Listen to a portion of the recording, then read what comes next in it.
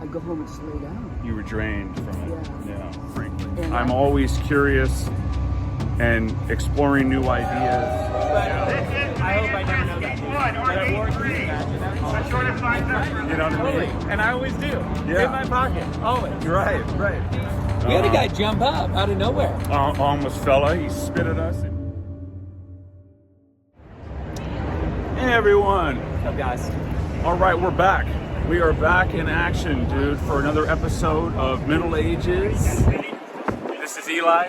I am Ian. And we are down in Pioneer Square for the World Cup.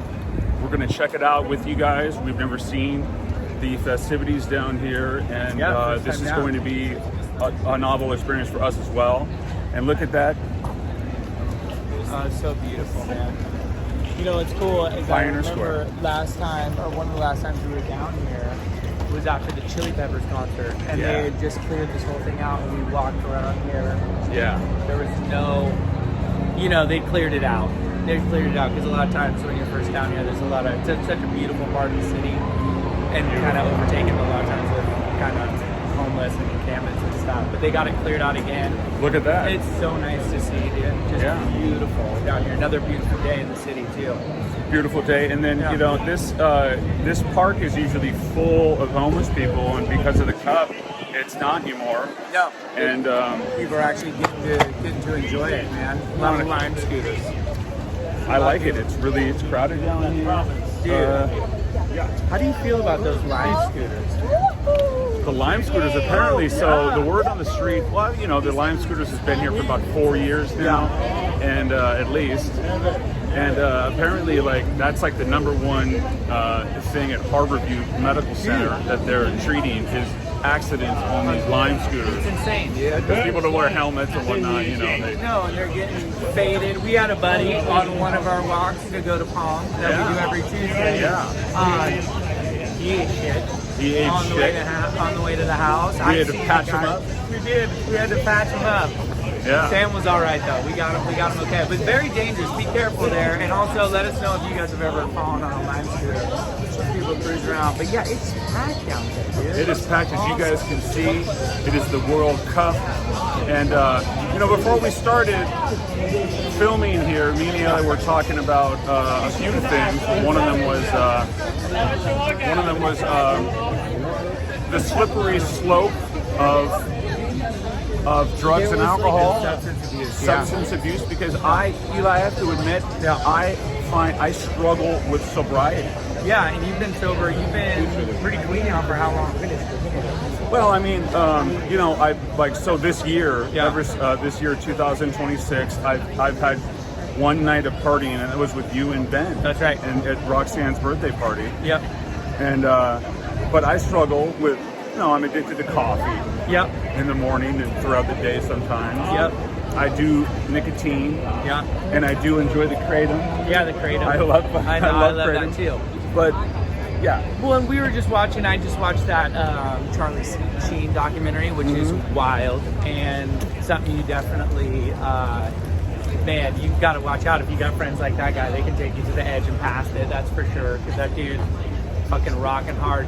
But same here, I go back and forth with that all the time. I realize for me, and I feel like this is true for you too, and maybe a lot of people, but it's I want stimulation in general. So if I'm I feel like the easy way to get it, it's kind of like the lazy way is through drugs or drinking or smoking, because it's just boom, there it is. Yeah. But if I'm really busy, if I'm, playing music, doing sports, going to the gym, whatever, you do your workouts, doing even walks, if I'm going on walks, stuff like that, then I'm cool, it kind of squashes it. But if I'm just sitting, I need to be stimulated. Yes.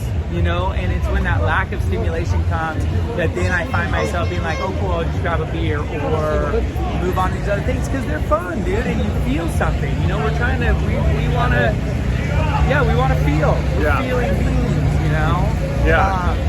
And this is definitely an area that's seen a lot of that, a lot of the drug use down here, and it's really fucking cool to just see it, just people enjoying it down here, because this is our most beautiful neighborhood, dude. Oldest buildings. This is called the Pioneer Square, the Seattle's historic neighborhood, And yeah, and the buildings. I mean, you guys are in for a treat if you look at these buildings here. We started off with the Pioneer building down there. Yeah. But yeah, so I've noticed though that the more days I collect that I don't do anything, Right. man, I'm cooking, dude. I feel way better. I can tolerate the day and get through the day without anything. Right. And the more days that you pile up on those, the better you get. You got to do workouts. You got to eat well. You got to be doing. You got to be stimulated, like you say, Right. conversations or ping pong. Or, Right, whatever it is. Yeah, whatever man. it is. The Whatever it more is for stuff you. you're doing. Yeah, so you feel like the longer you go, I mean, your body just starts to probably create its own. I mean, your endorphins, energy comes back. Dopamine right? hits naturally is obviously the best way to go. But listen, Hey, you know. yeah, we don't hate. Yeah, You know? like I was just gonna ask him before we started the video. Hey, you got a couple Kratom? Right. You know what I totally. mean? And I always do. Yeah. In my pocket, always. Right. And I may ask you after we do Yeah, this. you know. We're about to go play some ping pong again. Yeah, we got a tournament. We got invited to a tournament. We had a great time last time at Spin, and got to know the guys there. Yeah. And they said come back on Friday. There's a little tournament happening, a little free tournament. So we're gonna go do that today with some friends. Looking forward to that. What would you say is because I think it's interesting. I like the drugs that like Kratom kind of frowned upon, or we were talking about Adderall earlier too, because that's something that I've enjoyed. It helped me a lot with actually getting out of epilepsy, and it was a thing that actually was able to get me out of having seizures. If I was kind of going into a seizure or feeling down, it would bring me out of it. And so that was like a fail-safe. It was fucking awesome. Okay. But I didn't always just take it for that reason. Like sometimes I'd abuse it and just take it just cause, right? Yeah. But what I find so interesting about our culture is that these certain drugs are really demonized or whatever, but how with down here at these soccer games and everything, like one of the gnarliest drugs to me is just alcohol, and it's just fucking promoted. And a question for you, dude. Yeah, wow, look at that. Let's head down this way. Let's go this way. Do you feel like because there's so much social pressure revolved around drinking? I've been pretty impressed because it's like you still come out and hang out, and we're having beers and stuff, and you just still have a good time. But I feel like a lot of people almost feel ostracized if they don't drink. It's like they don't hang out. It's such a social thing. Yeah. For me, I think it's kind of a combination of really wanting what I'm trying to do. Yeah. And then you gotta go. Yeah, and then practice. Like the more you practice going out without doing any alcohol, right, the better that you get it. But I have leaned on like nicotine, right, and like maybe some Kratom once in a while, right, and that's made it easier. But like I said, like the more I don't do any of that stuff, the better flow you get into. Wow, look at this, guys. Oh, dude, well, yeah, this is crazy. Look at this. This is such an interesting thing that you figure like right here at the war right now. Yeah. With Iran, and now we got this stage. Yeah. Big moment for history here.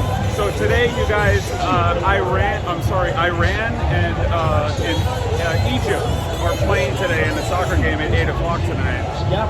And so you're going to see some protests about what's going on, of course. Yeah, the LGBT is going to be down here protesting both teams because both of those countries' governments don't like the LGBT and kind of, aren't for gay rights and all that. And so you're going to have a bunch of people in Seattle being pretty loud for the most part. Maybe, of course, Trump protesters. Yeah. The war and gas having gone on. So, well, all the shit. Yeah. That's changed. But yeah, it's kind of an amazing moment to have that here in our city. And the one thing I think is such a positive, and leave comments about this, but overall, I think sports are just unbelievable platforms, bringing people together. Like, right, you got all these people from different places, but you're meeting, on the pitch, or on the basketball court, whatever it is. And I just think that's so fucking cool. Just that, Yeah, and also, these guys are all walking by. We got a crowd down here, man.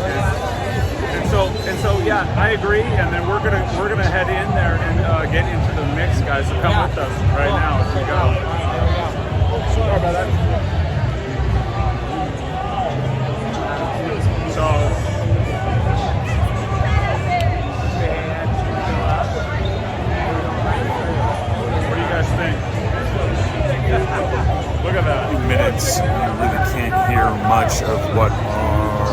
conversation was. So if you want to fast forward or just kind of mute it or just, just enjoy the scenery around there. There's some people watching and some good footage. So sorry about that. We will be getting some microphones for the walks the next time we go through something like this that's too loud or you guys can't hear us. Anyway, but enjoy the rest of the video. Thanks.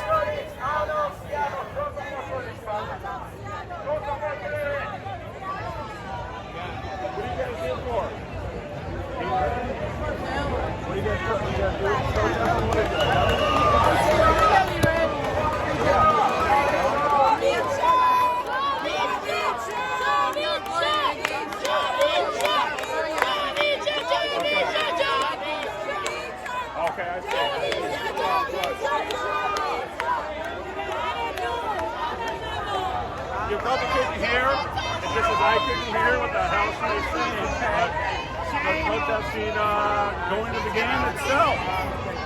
Thank you. I don't know what that was for. I think that was maybe for strip club or something. Everybody's, you got a lot of people. It's they're gonna capitalize on. Well, I mean, this is wow, amazing. So here we go. Let's see what they say. Can I get this sign?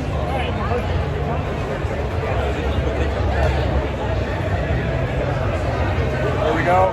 Thank you. I mean, it's very serious. You have, because I have a really good buddy, my buddy Jeff, who I played tennis with. And I coached tennis at a club here. One of my friends is married to a motorcycle lady. And when this war first started out, I've met several times. And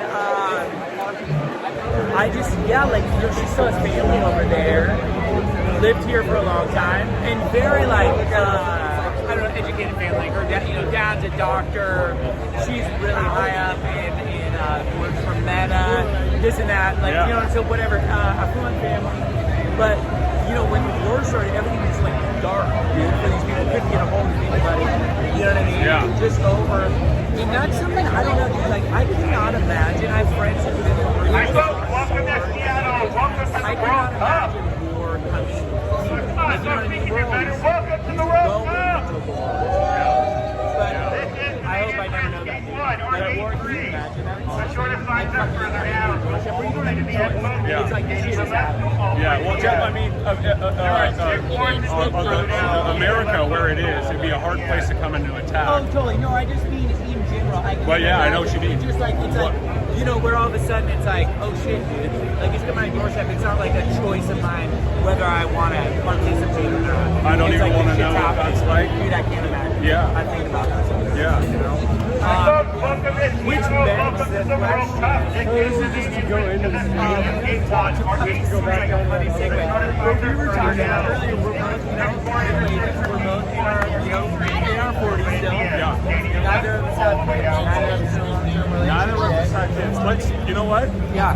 Let's walk down and talk about that. Yeah, let's talk about that. Because I think that goes with this. It's in terms of all this shit going on, it's kind of it's a beautiful world in a lot of ways. It's also kind of crazy world to come into. It's a hard world to navigate, especially if you're going to have a bunch of kids. Yeah. But This way? Let's go this way and then around, yeah? I think I would say for both you and I that. Hi, folks. Welcome to Seattle. Welcome to the World Cup.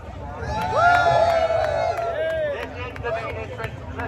Day one. I would say. Anybody selling extras? Any extras? I would say. Yeah, this is crazy. I love it. Yeah. I would say that you and I would both probably have, if we were under the right circumstances, I would say that you and I would probably have as many kids as we could, maybe. In some, if it was a perfect world, setting for you and I. Yeah. But it ain't. No, and it's and I love kids. I really, and you have this too. I also really love and value my role as a fucking uncle.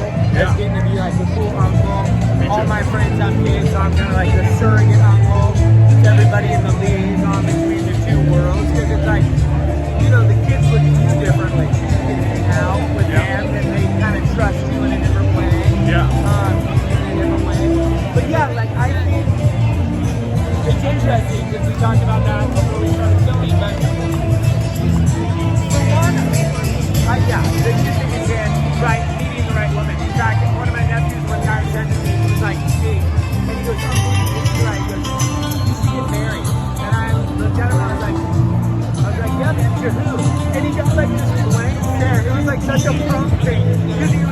like, oh yeah, no, I don't know.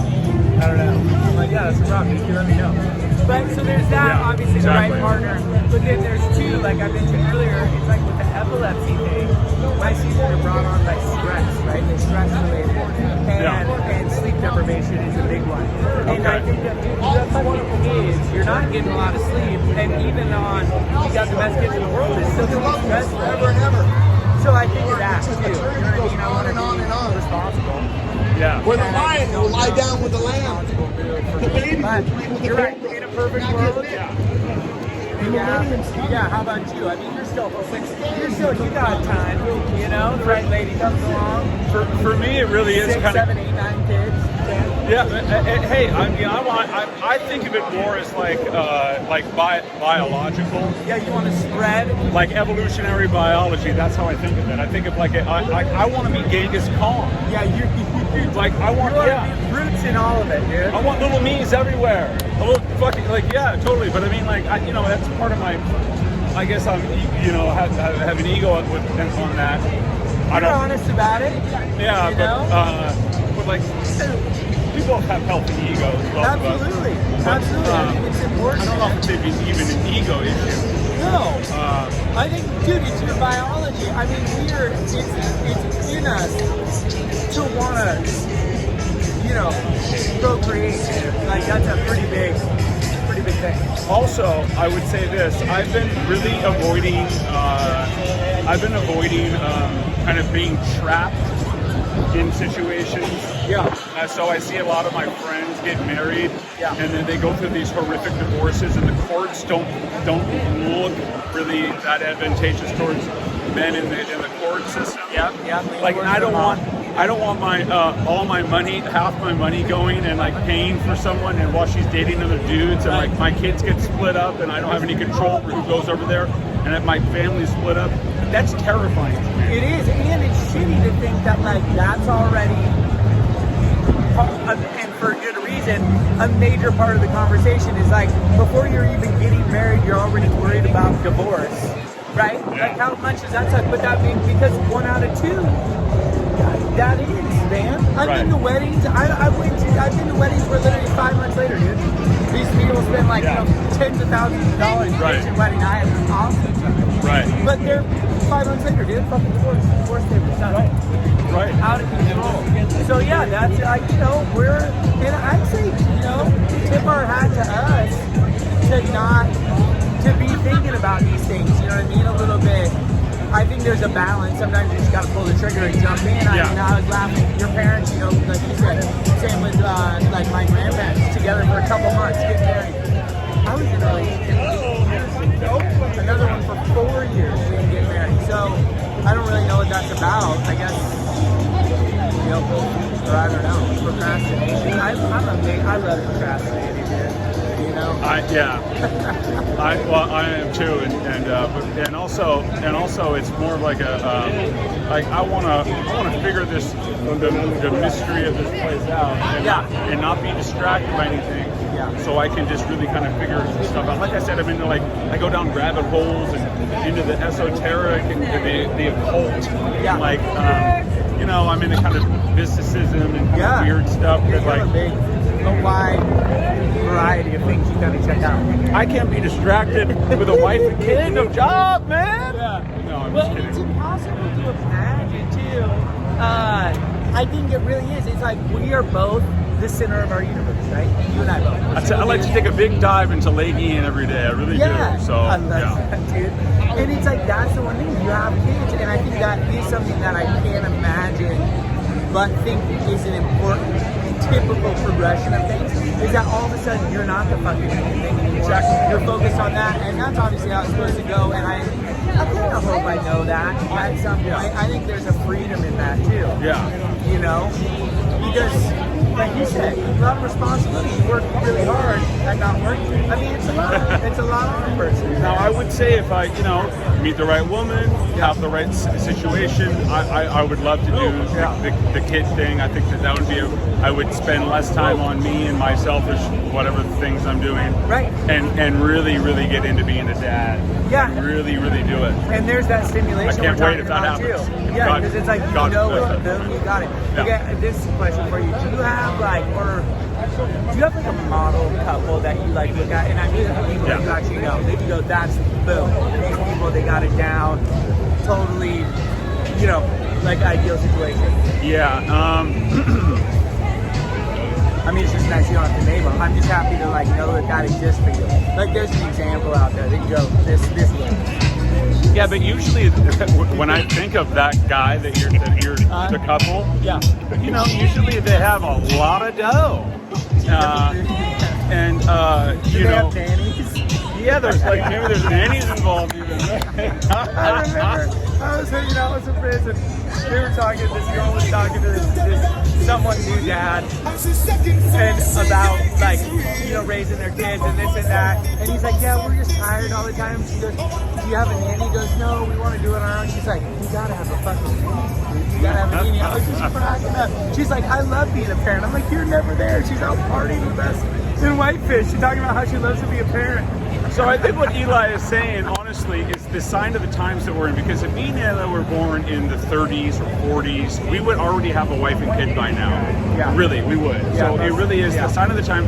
The purchasing power of the dollar has been absolutely diminished since 1971. Ever since we got up the gold standard, go looking at that, everyone. 1971, the Federal Reserve in 1913, all of it, the dollar collapsed, and so now we find ourselves where we're just trying to live our best lives, and you know what? We can't afford. I mean, we just like eking by with a bunch of kids trying to afford it all. Absolutely. If you're going to do it right, you got to do it right. You gotta do it right. Yeah. And that is very true. I mean, my parents, luckily, who are boomers, they'll be the first ones to say, they're like, dude, you guys have it way harder. I mean, my dad bought his first property, in California, like 16 grand, 17 grand, just ridiculous. Yeah. You know what I mean? You can't compare that. It's like you and I are just trying to, and we're just like, we're fucking poor. That's the thing too. Right. It's like we're doing okay, and it's not, there's not a lot of cushion. Yeah. So then you bring a kid into that.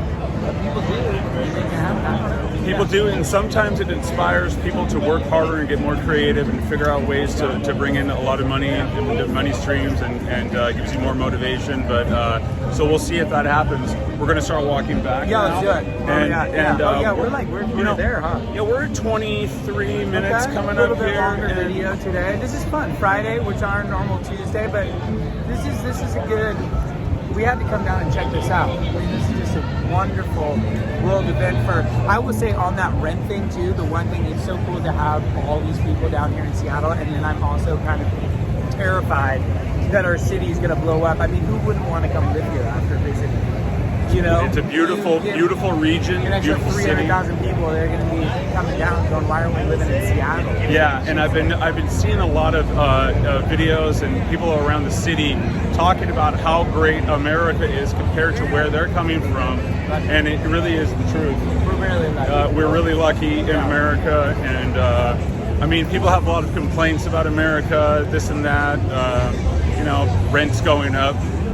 Places are too expensive to buy anymore, blah, blah. But no, we have so much. I think, I have friends from all over the world, and especially my friends in Japan. I remember, some guys that play music with, they had to go back after their artist visa expired. And I remember thinking, like, fuck, you're like, Japan's a great place, but they're somewhat stuck in Japan. Just us by being born here, it's so easy. It's like we have all of the U.S. down below, then we got, Hawaii, Alaska, we have so many options. We just take that for granted. Very lucky, very lucky. America has every kind of climate and region you can think of. It's covers it all. But guys, here, this is it. We came down to the World Cup to see. It's packed down here. I'm glad we did it. I'm glad you guys enjoyed it. Let us know down in the comments below what you thought and what you think of everything. And we'll see you. Yeah, we'll see you next time. And then this Tuesday, we've got a Tuesday video coming up soon too. Yeah, we'll have another one. Good to see you guys. Enjoy the weekend. Peace.